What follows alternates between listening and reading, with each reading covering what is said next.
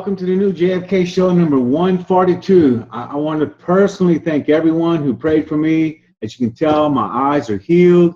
It's one of the greatest things that's ever happened to me. And Liz Garrison for having a complete mass for me is so special. I have no words to describe it. So before we get into the show, we've got Larry Rivera blazing new trails as usual. We have a new book coming up, which Larry and Jim and others have. You can actually see the names on the left side here, or the back of the book. So we're going to be carrying this. And so if you're interested, I have a bookstore. It's called Patriot Radio Books. And right now, I will have a website, but you'd have to call me at 504-346-4095. And you have to pre-order this book. It's not going to be out until, I think, mid-April. So, all right, Larry, we're going to go ahead and bring up your PDF. And the slideshow. The slideshow first. Yeah, slideshow. There you go. All right. Okay, so we're ready to go. Larry Rivera is going to blow LBJ to hell and back. And whoops, we forgot to start our clock. Not just LBJ. This is something that involves a lot of people. But this is again our Altgens 6 enhanced, provided by Mr. Camino. And we always start with this one because I don't know if anybody's ever talked about this, but Jim and Gary, have you ever counted the people that are in this photograph? It's got to be 150, huh? No, just in this photograph, in the Altgens 6. This one is cropped because to the left, there's still a few people, because the Saturday Evening Post version of the Altgens 6 photograph, which we're going to show in the slideshow, by the way, showed more people to the left. But if you count heads and the people that in this photograph, just the people that you can see, in the visible area of the photograph, we're talking about close to 70. Yeah, I would have said at least 60. Yes. Yeah, close to 70. All the way in the background, all the way from the right of the picture. Yeah, all the way. Well, one of these days, just calmly sit down. And in fact, then it's not even counting the men in the JFK follow-up Secret Service car, which blacked out, as Dennis has revealed, with his studies. But there's also a lot of people you can't see because the Queen Mary's blocking and the officers, the Secret Service are blocking people in the background. No, and the one that's blacked out, the most important, which we all know, is LBJ. So, yeah. But we're going to have a lot of fun tonight. A lot of really, really good, impressive information now. So go ahead. Get us started. All right. Next picture? Yeah. This is Robert Cutler. Now, who was Robert Cutler? He was an architect, and he was a first-generation JFK researcher. And the reason he is so important is because Robert created the very first architectural drawings of Dealey Plaza, okay? Now, one thing about architectural drawings, they can be converted into three-dimensional models, scenes, by using three-dimensional programs like Blender, and we've mentioned these a few times here. But these 3D programs started with computer-aided design, way back a long time ago, and they have evolved into what we see today, like Blender, SketchUp, Maya, Unity, on and on and on. So Robert Cutler created these diagrams, these actual architectural drawings of Dealey Plaza.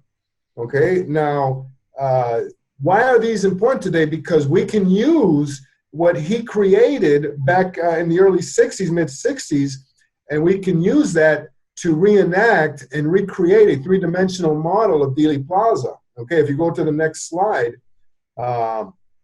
okay, this is what Robert created. Okay, and this is just a part of his architectural drawing, and I have inserted it into Blender here. And as you can see, can we zoom in here a little bit, Gary? What we have done is, using the same information that he has already provided, we have located, for example, down here, if you look at Altgens right here at the bottom there, you see the two arrows, the red and the green at the bottom? Gary, the two arrows. I can point to it, but right there. Yeah, right there. See at the bottom, he points, he puts a little spot there where he's located Altgens. And if you go up, you'll see that he's also, he's got Mary Mormon, Babushka Lady, and on and on. So what we have done is use his same diagram to place the different people, the limousines. If you look at the limousines here, you see the JFK limo, and right behind the Queen Mary. And a little bit further back, and I would say a little more than a little bit, is the LBJ limo. They're exactly right there. That's the LBJ limo. And how many car links are we talking about here? If we count about 6 car links, yeah. At least. So what? We're just starting to get into this here tonight, because what this shows is that LBJ, his car came to a complete stop. Okay, and we know that because the Secret Service guys in the Altgens 6 photograph are already dismounting and the door is open. Okay, am I right? Yeah, okay. You can't jump out with the car rolling. Yeah, right. So those cars have come to a complete stop. Yeah. All right. Yeah, I was just going to show this. This is the Babushka Lady. Here's Mary Mormon. I'm not sure. Let me just make a point about when you point to Mary Mormon. When you look at the angle of her photograph, notice how much further down Elm Street is the scene when she captures it. Yeah, right. See, but this is Zapruder 255. That's why you have to be careful because at 313, the limo is a little bit further down Elm Street. Okay, so that's why Mormon, the angle is not right at this point, because this corresponds to Z255. Z255, yeah. That's right. So see, at the top he's got 224, and then at the bottom, a little further in front of the limo, he's got 3. Okay, so the limo in between 255 is in between those two spots. And the thing about Cutler's drawings they are extremely accurate, Jim. Extremely. Okay, so what we have done, placed a few key people or figures that we know are in the Altgens 6 photograph, and see what they look like when we translate those into 3D space. Now, I wanted to go a little bit into what Robert Cutler was all about. And Gary, if you can show that PDF now, because there's something very, we'll come back to the slides. Thank you. Scroll down, please. And there's an article here called The Other Cheek. Can you go back up to the heading? Yeah, this was known as the Grassy Knoll Gazette. Okay. And this is what Robert Cutler used to send to JFK researchers. You would, and it was very formal. As you can see, it had an ISSN number and everything, registration. And he had his mailing list, and people would subscribe, and he would interconnect with other researchers. Weisberg, of his time. In fact, he and Weisberg knew each other since the 60s. Okay. And they continued this relationship over the years. And this is known as the Grassy Knoll Gazette. And he would just, talk about all the conspiracies, and everything that was going on with the government and whatever. And especially the JFK assassination, because with the knowledge that he had in the architectural field, he could really, really help in recreating what happened in Dealey Plaza. So go ahead and scroll down, and there's an article here called "The Other Cheek," and this is just so prophetic. This is something that you know what they say about history. If you don't remember history, you're bound to repeat it, or something like that. Yeah, go ahead down. Keep going. Keep scrolling down. Keep scrolling. On the Rockefeller Commission. Yeah. Well, yeah. Example of everything that he was interested in. And I'd like me to heard of him more. I've never. Heard well, yeah. He's in John Kalin's book. Go ahead. Next one, coming up now. And here's one that. There you go. Yeah. Right there. The Other Cheek. We got to read this one right there. Yeah. This one, I mean, This one we have to read. So, Jim, if you want to do the honors here. The Other Cheek by J. David Truby. It breaks my heart to report that the House Select Committee on Assassinations is going to lie to the American people. By the time you read this, they may have already done so. I have it on the best authority from an insider that the honest investigation was subverted when Dick Sprague was forced out and the fix was in. My source tells me the House committee is going to announce there was no conspiracy to kill John F. Kennedy and close its doors to the truth. There is a conspiracy, and it exists today.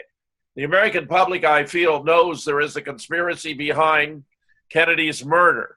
From my standpoint, as a rational and careful investigative journalist, I know there is a conspiracy. The hard evidence proves it, factually, truthfully, and beyond doubt. Yes, the House committee could have easily told you the truth, yet it appears they will not. The pressures are too big from too high up. The invisible government that really calls the shots for our puppet leaders has the fix in. Their coup will continue to be covered by official whitewash.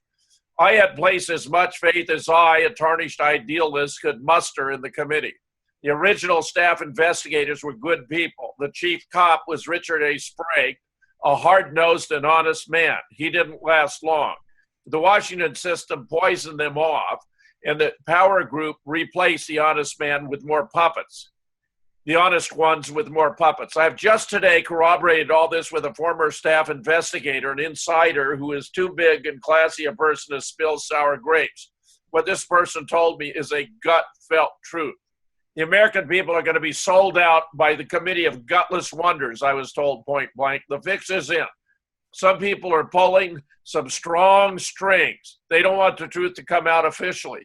Just before writing this column, I called another insider, a deep source I rarely contact, so as to preserve our relationship.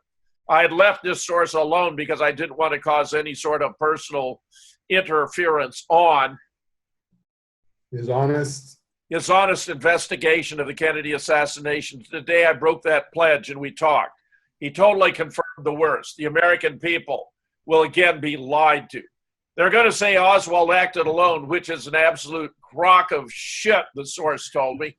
The top staff made all the investigators sign an oath of silence. They did this before we knew a new cover-up was in progress. Now they've got us by the short hairs.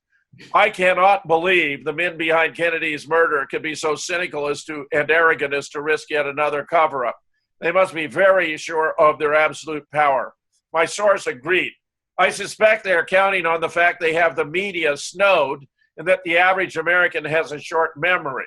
But the truth remains, John Kennedy's murderers not only walk free, they now rule us. I asked him the big question. Who is the they we are talking about? I already knew. I wanted to hear his answer. There was a lot of long silence on the other end of the long-distance line. Take a run through the roster of the top people at the Trilateral Commission, the Bilderberg meetings, the really top men in oil, Hughes, crime, the CIA. That's where you'll find the masterminds of the entire conspiracy. They are the only ones with a total means, motive, and method to pull off a successful coup and to seize control of the government of this country as they did. Then my friend said something that bothered me even more because it was exactly what I was thinking. I'm never going to trust anyone in authority in this country ever again. And nobody knows what kind of trouble we're in. Nobody seems to think it all might happen again from 100 years from now by Graham Parsons. This is so prophetic. You know, when I read this, Jim, this like it was coming from you. You know, it was exactly what Jim talks about all the time. You know. Unbelievable. You know. I apologize for not having my bell. Yeah. Okay. Go ahead, Gary. We can go on to the slideshow. I just wanted to. That's what Robert Cutler was interested in. You know, in getting the truth out. Let me see something here. Yeah, I'll have to go get it real quick. What happened to the slideshow? It disappeared on me, but we're back. Okay. Yeah, scroll down. You want to go back? Okay, right. Okay, here's Cutler's architectural diagram that we were talking about earlier. And what this translates is to the next slide, okay? Here we go. And these, instead of filling out the entire scene, which we will eventually, what we have done here is just put some very important models and objects into the scene, okay? And if you look there to the left, there's a woman in a sort of like black dress, you know, and high heels and everything. She's pretty hot there, Larry. What? You picked a pretty hot one there. Well, that's exactly what she looks like in the Altgens 6 photograph, but she has been out. She's been cropped out. You see what I'm saying? Yeah. and see, because we don't see her in the regular versions of the Altgens 6. This comes from the Saturday Evening Post of December 14, 1993. Now here, and obviously we don't see the motorcycle cops because we have done that in previous shows, okay? And we have also talked about Emory Roberts, and we're going to focus on a bit more here today. But what we're looking at here is exactly how the cars line up and are presented in three-dimensional space, okay? Mm-hmm. When you work with these 3D programs with Blender, what we have done here is go and get the objects, which are the Texas School Book Depository Building. These are actually models that are readily available on the internet. All you have to do is put them in your Blender scene, you know, and work with them, you know, and line them up. Okay. Now, if you look towards the in the background there, you're going to see that even the stoplight, the lamp, the post there is in the exact position that we see in the Altgens 6 photograph. You know, with the curved over stoplight, traffic light there, and in the exact position. And this is all coming from Cutler's the positions of these objects, of all these, the tree, the people, each of the people, the lampposts. You see the green lamppost to the left? When Cutler did his diagram, he puts exactly the position of the lamppost. So when you work with that diagram and you place the objects there, this is what we come up with. So this is the exact rendition of what, rendering of what the Altgens 6 photograph is. Oh, by the way, the Secret Service Cadillac, I made it an Eldorado. I couldn't find an exact duplicate. So it's an Eldorado, you know, with the fins, you know, and everything. So I got him going in style. Let me ask you a question about LBJ's limo. The inclination there where the rear end is up it looks like the brakes are being applied. I know. Well, what happened, that's a Chevy. LBJ's convertible was a Ford. I couldn't find an exact duplicate, and I found it looks like a souped-up Chevy. So it's got the lower wheels are a little lower, you know. But still, you know, it's in the exact inclination, the degree of inclination that you see in the Altgens 6 photograph. But I agree. It looks like it's a little.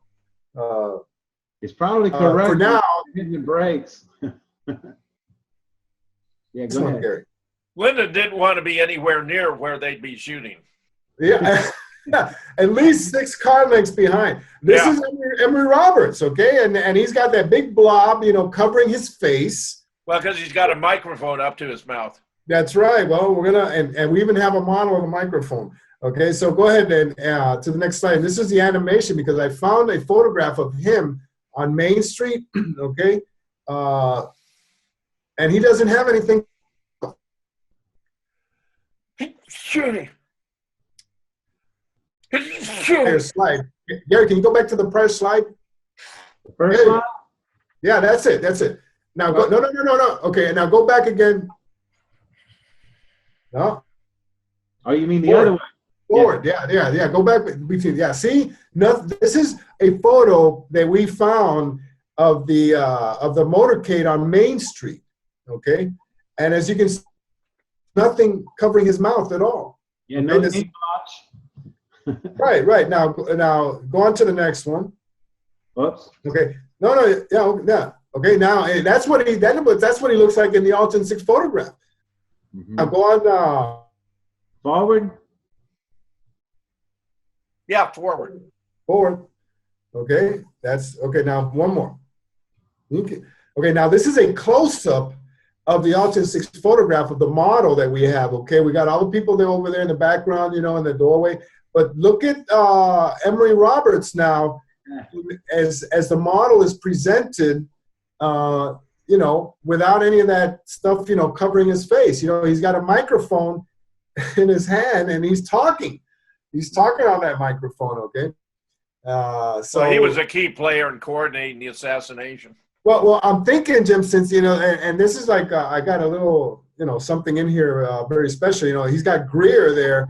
Is he talking to Greer to tell him, hey, you know, we got to pull over here, you know, and and finish the job, you know? Anyway, go ahead. Yeah, it makes you wonder about the driver of LBJ's car. You know, just what, you know. Okay, here, this is like a close-up, but it's not at the angle of the Altgens 6 photograph, but this is what the doorway actually looked like, you know, with all the people there. And there's still a couple of more people down at the bottom there, but basically these are the people that are accounted for. And there's still a couple of people that might be in the shadows, you know, but the reason that we wanted to show this is that there was no space behind it. That top landing was only 3 feet wide, okay? So when Wesley Frazier says that he was up there, you know, in a dark area somewhere, it just didn't happen. Wesley Frazier is that young man right there that I have modeled there, you know, in the dark blue shirt, you know, and the jeans and everything. And that's exactly where we're standing, okay? Now, we're going to... So several people had their hands up to protect their eyes from the sun. Oh, yeah, and those are exactly the same people that we see in the Altgens 6 photograph. You want to name them real fast? Here, yeah, the woman at the bottom is Maddie Reese. Yeah, Maddie Reese. Then Otis Williams at the top, in the middle, and Billy Lovelady at the top. So those are the three that are visoring their eyes. And in between those three is Wesley Frazier, as we see in the Wigman, you know. So, right. Go ahead. Right here, and then Lee. That's right, with his nice little shirt. Yeah. This is an overhead view of that same scene, okay, as we have talked about in previous shows, you know, that this is ongoing, and this is what it's starting to look like. Larry, do you believe there actually was someone behind Lee, whom we refer to as Black Tie Man, that was actually Yeah, Joe Molina. And he told Shirley Martin that was him when Shirley went to see him in 1967. And he was scared out of his wits, and now we know why he was scared, because he knows that Lee was right in front of him. Was he wearing a fedora at the time? No, that guy's not wearing a fedora. Well, I know he isn't, but in the photograph, he's wearing a fedora. No, that's the other guy on the that's no. Yeah, I know who you're talking about. Yeah, I'm going to show you the guy in the fedora now. But no, he was well. Okay, go ahead. Okay. This is what LBJ would have seen, okay, especially probably Rufus Youngblood, you know, who was riding shotgun in the car. And this is what I put a camera in LBJ's car, okay, and to see what was the field of vision, you know, in this, okay. And surprisingly enough, the woman who's got a camera up to her face, okay, and look at the distance. Look at the distance between LBJ's car and the Queen Mary. I mean, it's pathetic, you know? When you start to look at this, you know, from all these different perspectives, you start to get a really good idea of the distances involved. And here what we have is the way you can appreciate. Did they take her out because she had a camera and therefore people would want to know what happened to her footage? Well, that's exactly what we're going to talk about now. That's exactly. Go ahead, Gary. This is the left side of the Altgens 6 photograph that was published in the Saturday Evening Post. Okay, as you can see on the left side of the photograph, there are a lot more people than in the earlier version that we saw, the Camino version, when we started the show, the very first slide. Okay, now you look at the left there, and you can see Maggie Brown in her black dress and her high heels and everything, with a camera in hand, okay? And it's obvious been worked on. The photograph has been right here, right? That's right. That's right. And not only her, but to her left, there's a woman who apparently was video recording the motorcade, and she has also been completely blacked out. Okay. So if we go to the next slide, I'm going to show you exactly what I mean. Didn't they work for the newspaper? That's right. They worked for the Dallas Morning News. It was her, Maggie Brown, and Donaldson, and this woman, her Aurelia something or other, and they worked. They were reporters in the, I believe, the living or food and living section or whatever. And that's right. And you can see that is a strap. That is a strap to a video camera, probably an 8mm, maybe even a 16. Okay. And you can see clearly, Jim, that, there's a big blob covering, the camera. And to her left, to her right, but to the left of the photograph, and I'm going to show you an image now where I have outlined those areas. You can see that this woman above, to the left at the top there. Gary, can you put the arrow? Right, yeah, right there, to the left, more to the left. No, top. Higher. Now to the left, right there, that. Okay. That's another ink blob, okay, done with airbrushing, okay, right there. Or do you think that, because if you look at the frames from the Zapruder film, of those women, from the Zapruder angle, you can see that there is nothing interfering, with those women there. They've been completely obliterated. Went to the next one. Here we go. Now we start to, can you bring that up a little? Bring it up? Yeah. No, these just kind of go where they go. Okay, well, okay. Those, as you can see the strap, and then I have outlined in aqua color the dark areas that have been superimposed onto the photograph, okay?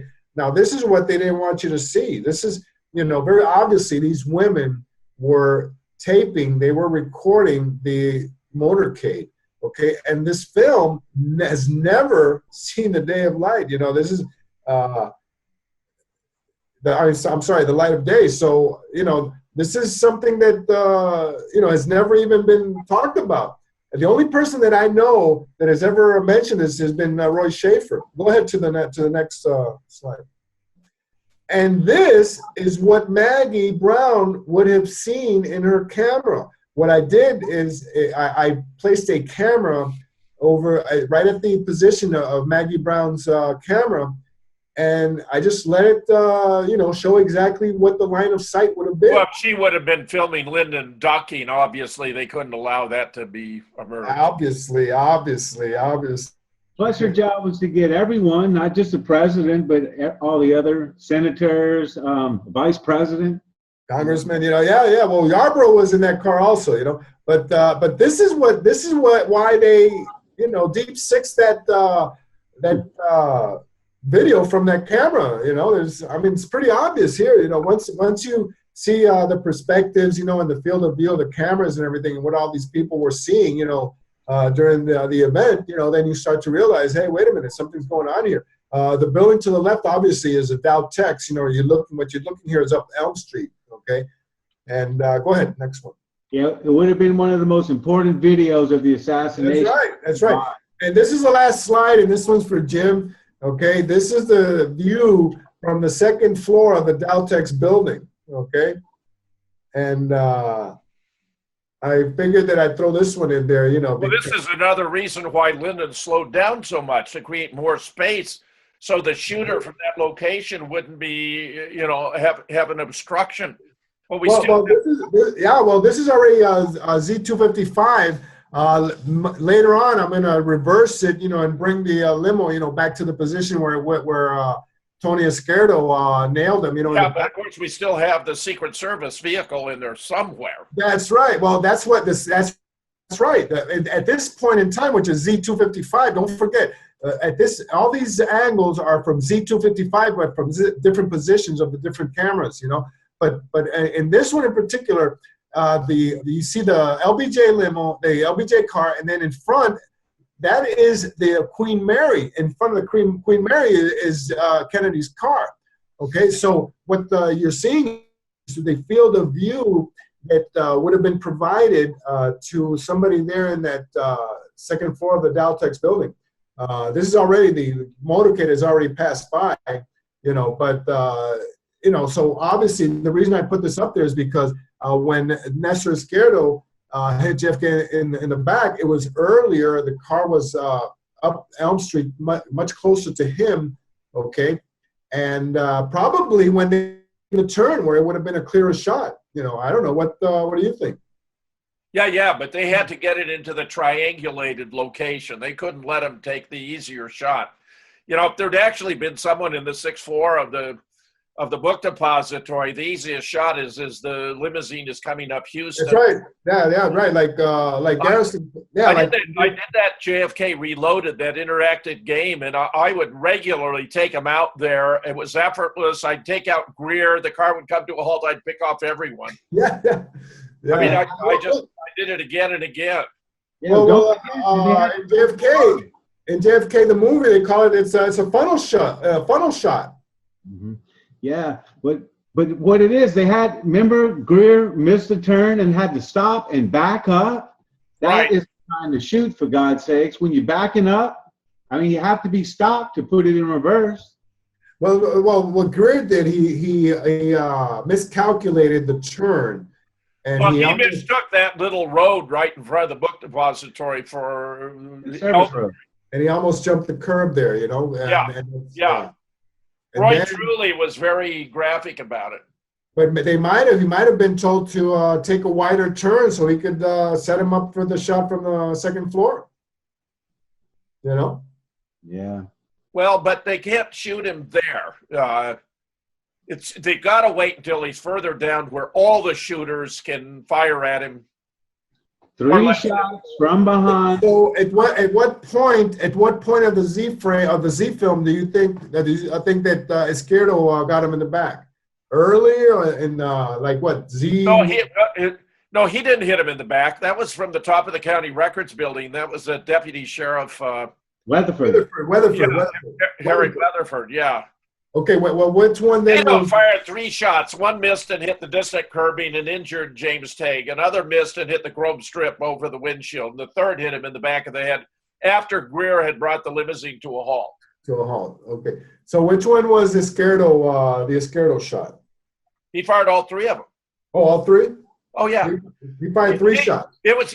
He fired 3 shots. Those were the only unsilenced shots fired, Larry, to create the acoustical impression of 3 shots having been fired, because it was very difficult to distinguish between shots fired from the Altgens and from the book depository. In fact, when the fellow who set up the test, for the HSCA, only to determine whether there was a shot from the grassy knoll, they weren't allowed to test for other locations, and from the book depository, I asked him, was her device sufficiently discriminatory to tell the difference between a shot from the Altgens and from the book depository? I already knew the answer, which of course was no, it was not, and that was part of the scheme of things. So you had every other shot was with a silenced weapon, except for those fired with a Mannlicher Carcano. I agree. Yeah. But and that's another reason why you see all the people in the doorway. They're all looking in different directions. It's like the echoes were affecting in a way where they couldn't really know where the shots were coming from. And when you look at the 3D rendering of the doorway, that's exactly what you see. People looking in different directions. Did you know that 9/11 was an inside job and that Osama had nothing to do with it? That the Twin Towers were blown apart by a sophisticated arrangement of mini or micro nukes? That Building 7 collapsed 7 hours later because of explosive planted in the building? That Barry Jennings was there and heard them go off and felt himself stepping over dead people? The U.S. Geological Survey conducted studies of dust gathered from 35 locations in lower Manhattan and found elements that would not have been there had this not been a nuclear event. Ironically, that means the government's own evidence contradicts the government's official position. 9/11 was brought to us compliments of the CIA, the neocons in the Department of Defense, and the Mossad. Don't let yourself be played. America nuked on 9/11. Hey, if you're interested in America Nuked on 9/11, contact me personally. My name's Gary King, and my phone number is 504-346-4095 at Patriot Radio Books. If you happen to be in New Orleans, just stop by at 5537 Canal Boulevard and have the books in stock. Or you can order them online at patriotradiobooks.com. 504-346-4095.